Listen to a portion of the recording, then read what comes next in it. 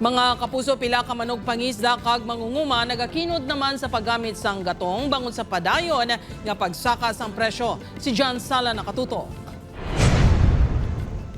Kung wala sang huli, wala man sa kalanuno ng pamilya ni Tatay Winnie. Sa ila palangitanaan bilang manugpangisda magluwas sa pag-repair sa ilang masakayan, gatong ang mayor sini nga galastuhan sa pangadlaw-adlaw. Sang una 300 to 500 pesos lang ang ilang ginagasto sa gatong kada simana. Subong yara na sa 800 to 1,000 pesos. May pamaagi gani ini sa pagpangisda nga apisar mas mabudlay, ginahimo na lang sini agud makakinot sa gatong.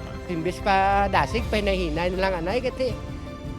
Kuan ka man nga magkini-kini ang makaon mo sa mga gatong mo. Imbis ka gadali ka kisate kuan ka man nga mula na bawion mo lang sa temprano ka pa malakat kay ti para nga makapahinahinay. Sa piyak sang kamahal sang presyo sang gatong, wala pa kuno sila nagapasaka sa presyo sang mga makuha nga isda.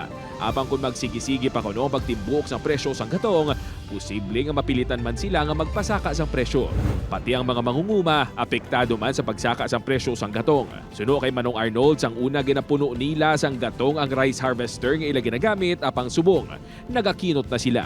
Ginanlan ma-estimate lang na makaigo sa arbistero mo na naman mula tugong na. Siling gani nila basta magsaka ang presyo sang gatong, halos tanan nga sektor ang apektado.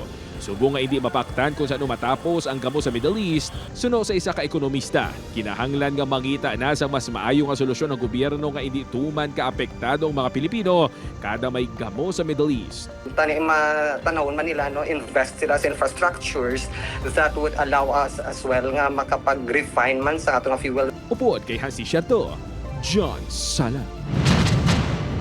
1 Western Visayas.